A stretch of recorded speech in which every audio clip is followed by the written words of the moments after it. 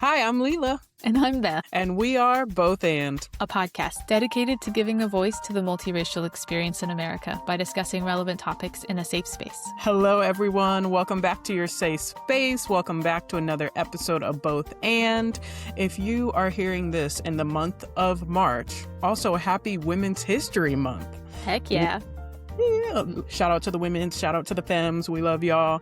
We're so excited about today's episode because we want to honor Women's History Month. And to do that, we're going to put the spotlight on our multiracial ladies. But here's the thing. For a long time, mixed women weren't written into history as leaders. We were often written as confused or tragic. And today we want to challenge that narrative head on. So this year's Women's History Month theme, if you didn't know, there's themes to Women's History Month, given by the National Women's History Alliance, is Leading the Change, Women Shaping a Sustainable Future. And when we saw that theme, we thought that's literally the mixed experience, because sustainability isn't just about the environment. It's about resilience. It's about community. It's about passing something down to the next generation. And mixed women have been doing that work, often without recognition, for a very long time. One of the goals listed by the NWHA is to educate and raise awareness about the important historical and contemporary roles of women in shaping sustainable change. So today we're going back through history and we're looking at the present to show you exactly who mixed women have always been. 100%. But before we get into all that, we have to be honest about the world we're living in. You can't have a safe space without some honesty. And women's leadership has historically been overlooked. And that's even more true for women from marginalized communities, including multiracial women.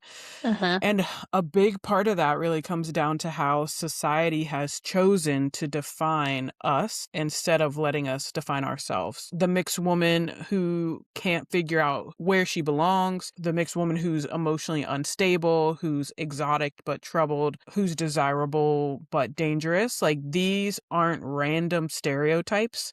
They can be traced back to something called the tragic mulatto trope. And if we want to reclaim the narrative, we have to understand where that came from first. So the term mulatto comes from the Spanish or Portuguese word for mule to indicate a mixing of breeds. In American history, it was used to describe descendants of Black and white parentage during slavery. And over time, that term mulatto was applied as an umbrella term for biracial or mixed heritage individuals. But it's widely viewed as negative due to its roots and history in racism during colonial and slave era times.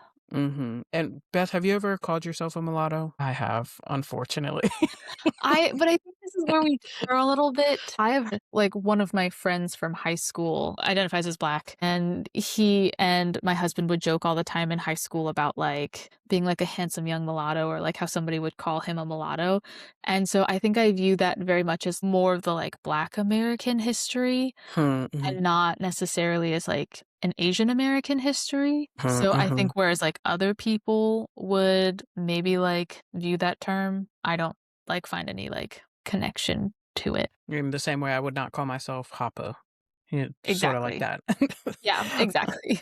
Hapa maybe doesn't have as many racist ties or undertones, but I remember picking up mulatto after a teacher called me beige, and then I looked up the color beige and I was like, that color's so boring.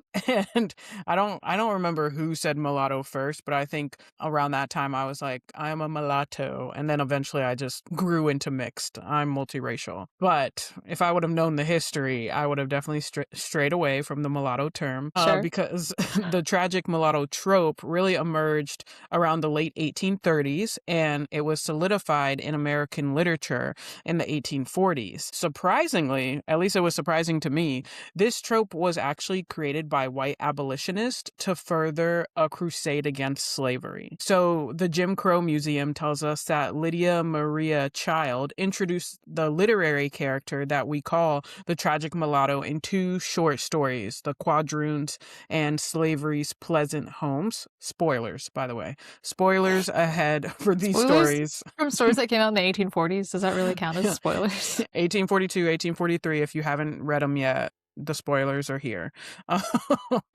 But the main character in these stories was a white passing woman who was the offspring of a white slaveholder and an enslaved black mother, female. Unaware of her mother's race, this person was then white passing and was treated as white in society. So when her father died, her true mixed heritage was found out, and then Mm. she was sold back into slavery or sold into Oh. slavery. But the author had portrayed her as white, as Mhm. beautiful, as pure of heart, with impeccable manners. So it's someone that the white audiences could identify with. But then, as soon as Mhm. she was found to be mixed, she was deserted by her white lover, and then she died a victim of slavery and white male violence. So we can see how Miss Child was trying to connect with Northern white audiences, how other abolitionists really latched on to the tragic mulatto myth to expose the moral, social, and sexual horrors of slavery. They wanted to narrow that perceived racial gap. And then on the other hand, we had African American writers also use the trope to expose white supremacy as the true tragedy of the era, as it still Mhm. is, rather Mhm. than the character's mixed race. So that was the path we really should have kept on. But of course, the tragic mulatto trope migrated into other forms of media. Yeah. In the movie era, movies kind of picked up this trope and portrayed mixed characters in like the 1940s and 50s, even into the early 2000s. And so in these stories, characters of mixed heritage were often portrayed as troubled, and that was often attributed to their interracial backgrounds. And Hmm. they tended to struggle with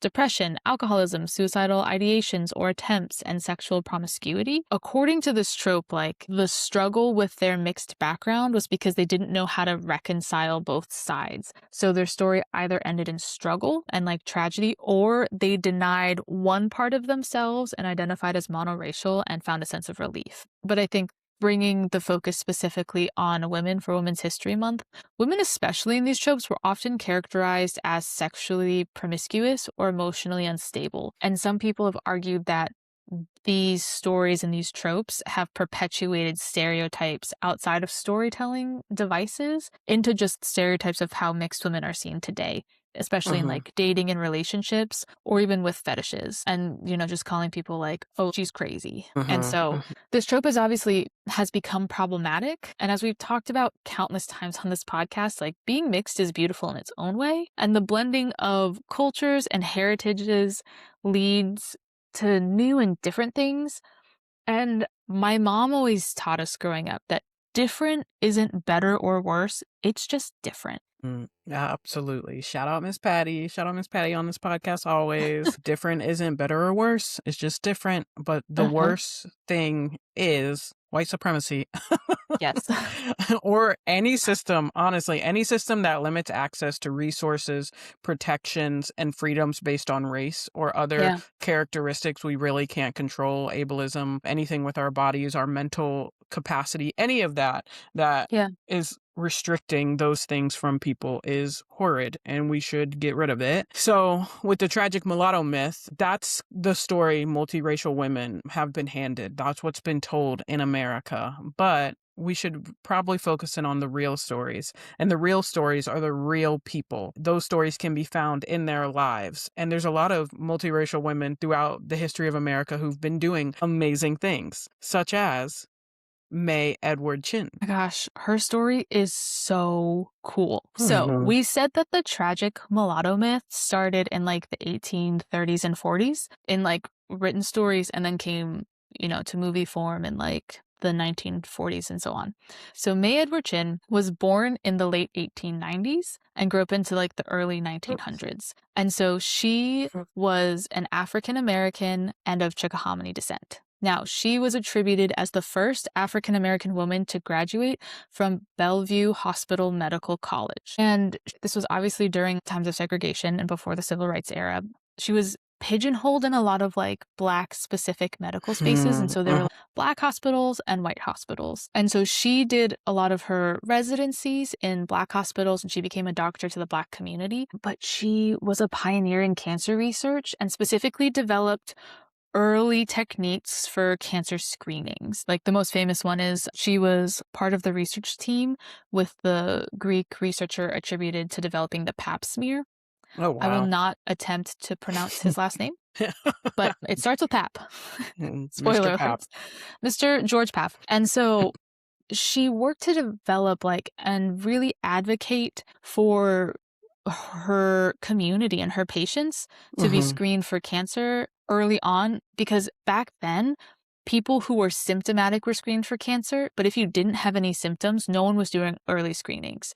She obviously lived and worked in the segregated Black parts of town, and Mhm. so that's where she was treating her patients. And then when they would go and they would have to meet in white spaces for those kinds of medical tests or whatever, she would follow them to the appointments and go with them and advocate with them. Wow. And it was through all of this shadowing and advocacy that she noticed her patients were asymptomatic at one point, but then became symptomatic. And she was like, why Mm. can't we catch this sooner? So she was attributed to helping promote recording family medical histories to predict cancer risks and therefore Oh, wow. screen people early. And was saying hey, they should get a pap smear. And people would be like, they're not symptomatic. She's like, but so and so in their family and so and so and so and so and things like that, which I think is huge and important to highlight, especially even in today's society, unfortunately. Specifically, Black women in the healthcare system are so underserved and not Mhm. believed and need a lot of advocacy. But to even see that that good work was happening even back in the early 1900s, and this woman who was strong and resilient and was able to develop so many tools that we even use today on all Mhm. types of patients.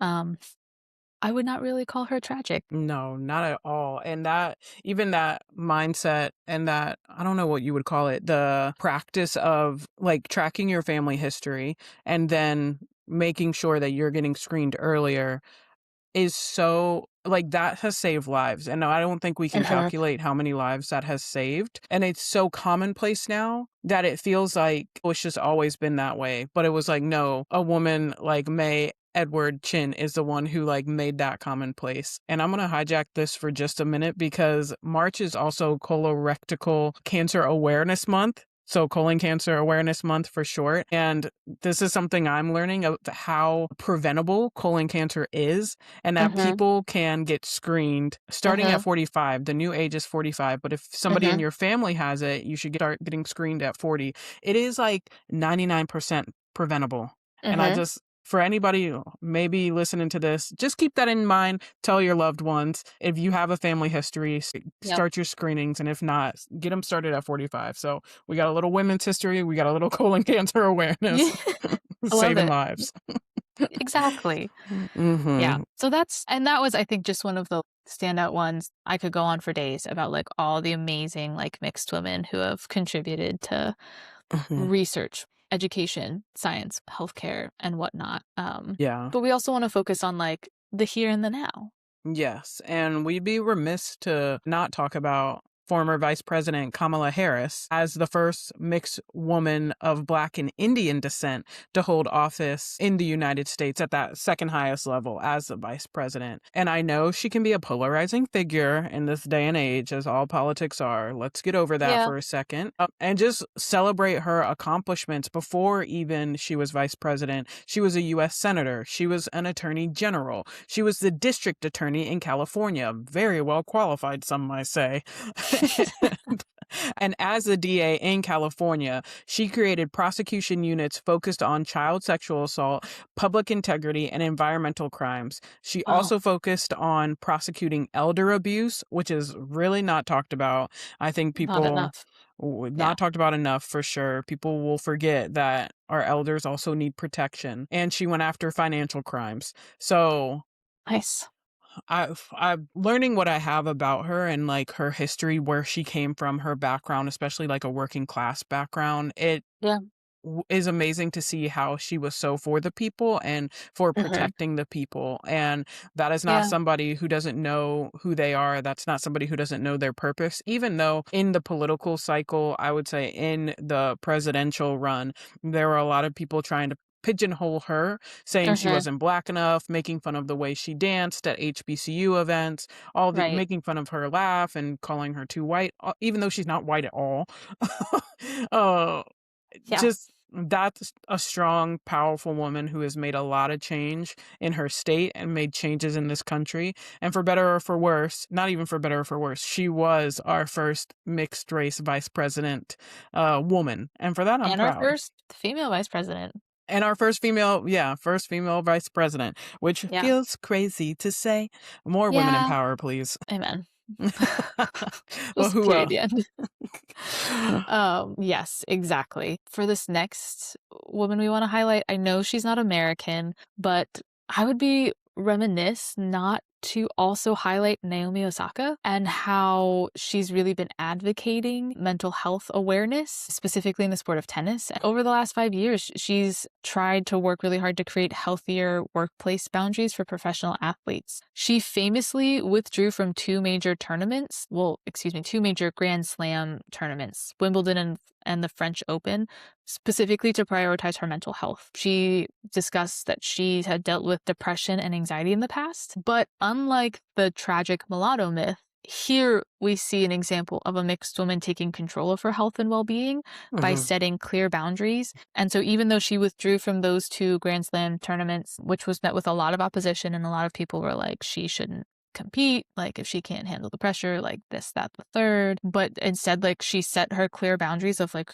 work and family and time off and things like that, and then went back to work with passion, and she felt rejuvenated and strengthened and in control, and is still a major competitor in tennis. mhm. Yes. Um, and so, like, yeah, Powerful. And I feel like I always see Naomi Osaka pop up on my feeds because I'm not really a sports girly. Like I love to see somebody like be a boss in their sport, in their field, but it's not something I'm always following. But it's when there's a quote unquote outburst, and that's when she pops up in my feed. And I almost feel like that is like the myth, or even it's a little anti-blackness popping up of trying to be sure. like, oh, the I don't even know what it's called, the judge, the person on the stand when they're, like, judging the balls, like, she made a wrong call, and she calls her out. Naomi Osaka will call her out and be like, "That's not fair," and then people are like, "Oh, look at how she's acting towards this person," and it's like, "Dude, if you were the top of your game, like, you're gonna be arguing with a ref as well, so Everyone calm down." argues with refs. Like, Yes. as someone who like casually watches sports, I don't watch tennis. I don't know as much about tennis, but like everyone of every color argues with the ref. Mhm. Coaches, players, fans, But for some reason, I only see it when a black girl does it. Why is that? Social media? Why? because she's an angry black woman, Leela. Obviously. See, and these are Mm-hmm. other. It's the intersectionality of it all. We have to But break them all down, breaking that's these right. tropes, Because stereotypes. also she is the person that famously like the match against Serena Williams when Serena had like some issue and during the match and they were trying to sort it out before they were going to reset, Naomi Mhm, was like kneeling with her back to it. And that was very like Japanese of her to be like, okay, like one, I need to stay focused on my game and not get confused or distracted by whatever's going on the other side of the court that doesn't involve me. And mhm, two, I want to give her privacy and respect to like work out whatever she needs to work out. mhm. Respect. But, like, then everyone's like, "Oh my gosh, she's, like, being so cold-hearted and this and that and the third." And, like, then in a press interview, she's like, "We do this in Japan all the time. Like, this is how we're trained and how we're taught." So, Mhm, maybe it's, like, a cultural disconnect. And it's like, well, yeah, because you're people are gonna assume you're black in America, and they're just gonna label you an angry mhm. black woman, and that's not fair or true. Mm-mm. And maybe it's time for us to get our cultural competencies up a little bit and maybe take Mhm. that into consideration when we're looking at people and their stories. Another story I love, another mixed race woman I think who is doing the thing in the world is Tracee Ellis Ross. If you didn't know, she is the daughter of the iconic Diana Ross and her father, Robert Ellis. Silberstein, I think is his name, or Bob Ellis. Together, they made this beautiful mixed race woman. She is an actress, she is a producer, a director, and a founder and CEO of Pattern Beauty, which is a product that I do use and a hair mask that I love. But she was also the co-creator and executive producer of Mixedish, which was an offshoot of the sitcom Blackish. And in that spinoff from Blackish, it explores Tracee Ellis Ross's character Rainbow, Bo Johnson, and her upbringing in a mixed family.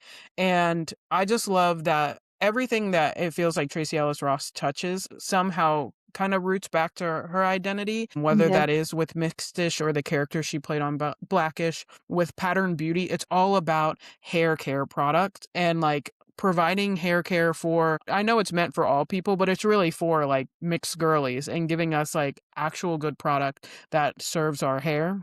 Mhm. And I just think she's also like a single woman who is living her best life, like is an Mhm. amazing auntie, is colorful, is fashion forward, travels. She just has such, I think, such a dream life for herself, you know, and is never like, I don't know. There's also this like sad single cat lady myth in America, and you never see her doing that. Like, No.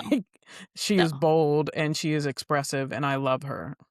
Yeah. Mm, mm, mm, mm. She just seems so, like, confident and settled in her life.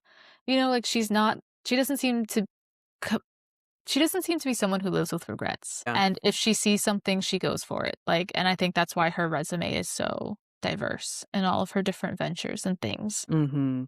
And she's also, like, a proud mixed woman. We have these other, like, people of mixed heritage in America, but they aren't necessarily, like, as loud and proud about it. They might, and to each their own, you know, to each Yeah. their own. They might default into monoracial, or they might try to ascend into a no race type of being, but Tracee Ellis Ross is like, "I am mixed," and I love this quote, that I pulled from a Vogue article she did talking about Mixedish, and she said, "A mixed kid in America is a mixed kid in America." And there's a lot of very archetypal experiences that we have that are the contradictions of these two heritage. And truthfully, for me, my experiences within my family, similar to this family, was a protected, safe environment that my Mhm. mixedness didn't necessarily come up in a big way. But how you push up against the world is sort of where that gets ignited. Hmm. And so in that context, she was talking about the show Mixedish, and it, just made me think of my own experiences of, like, when race really came into the picture, and it wasn't in my family, it was someone outside of my family, a neighborhood kid who was like, "You're adopted because you don't look like your mom." And I feel like no matter your makeup or background, we're talking a lot about, like, kinda black, white, in this episode, but that tension with the world, I think, is something that a lot of mixed kids, or friction, as she said, that friction with the world, a lot of mixed kids can identify with, because it's when you get out of the safety of your home that it becomes apparent that, oh, maybe something's different about me. Yeah. Yeah. So, I don't know. I think that's amazing that she's, like, writing about the mixed experience from an honest and confident place and not from Hmm. the, like, tragic, "Oh, no, you're either doomed to deny yourself and be monoracial, or you're just doomed to a life of depression or anxiety or tragedy of some Yeah. kind." Yeah. She's very confident in that.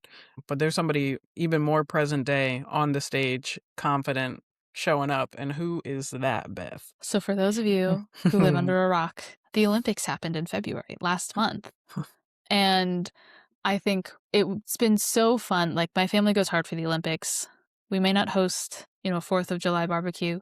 We may not host a Super Bowl party, but we host Olympics parties. And so we I've been following the Olympics, been supporting the athletes and whatnot. And one of my favorite stories was following all of the drama of all of the figure skating and whatnot. Hmm. Um, but specifically Alysa Liu, or as like you may also hear like Alysa Liu. She was skating for America, and she is mixed Hapa, Asian and white. And I think her story is a powerful testimony that debunks the tragic mulatto myth. Elisa won gold in women's figure skating, which is the first gold medal that the US has won in women's figure skating in decades. Wow.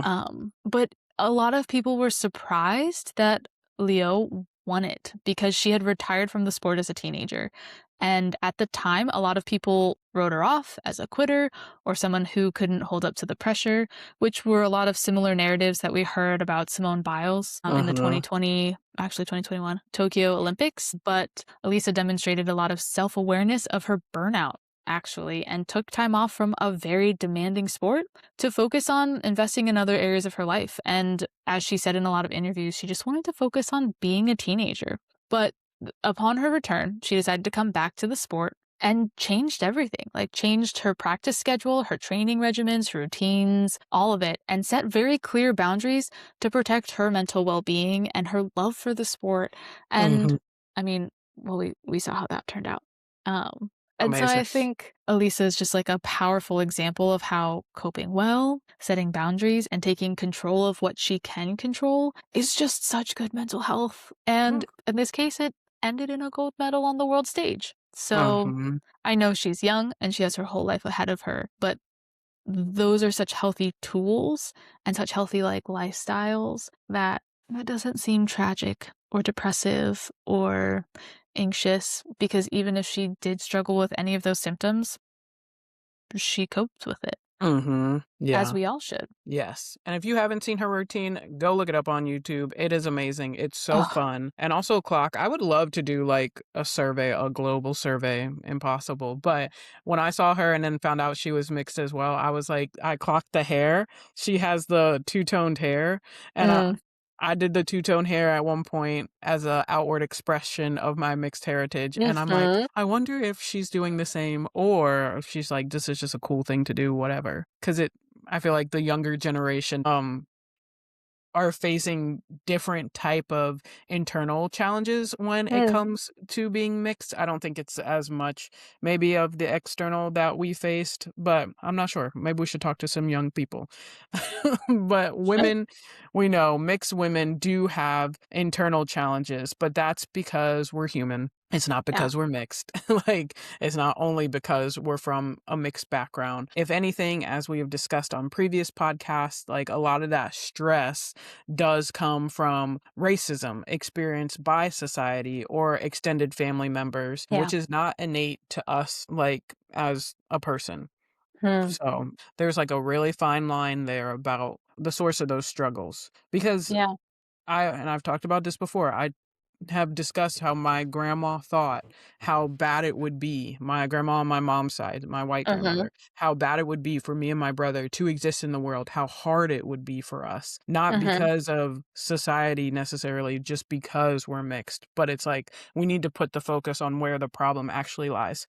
Right. So all the women we discussed today, they're powerful leaders. They're change makers. They're Mhm. women who are helping to lead society, to change society, to give us amazing examples of how we can be confident in who we are in the world. And that's why we celebrate them this Women's History Month, and we carry their legacy with us in the work that we do in our day-to-day lives, in the big and the small. Every mixed woman out there, like you're building your own legacy in your own sphere, and you were breaking that tragic mulatto myth. And yeah, letting your story be the story, not these stereotypes and these falsehoods about us as a collective ring true. So, listeners, we hope these stories have broadened your perspective, maybe prompted some questions, or motivated you to become a leader in your own sphere of influence. So, thanks for joining us on this episode of Both And.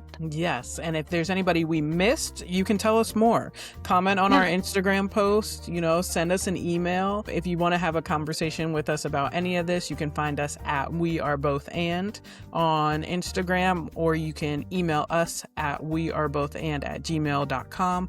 We'd love to hear who inspires you as a mixed woman, or even your own stories. Feel free. Send us the emails if you want. We'll read them. We'll respond. We Mm-hmm. love it. Yes, we do. And don't forget to follow Both And Podcast on Spotify so you never miss an episode, or where else? On YouTube, we have a YouTube channel now for those of you who don't use Spotify. So, subscribe, like, press all the buttons. Yeah, if you want to. But until next time, keep embracing the both and in your world.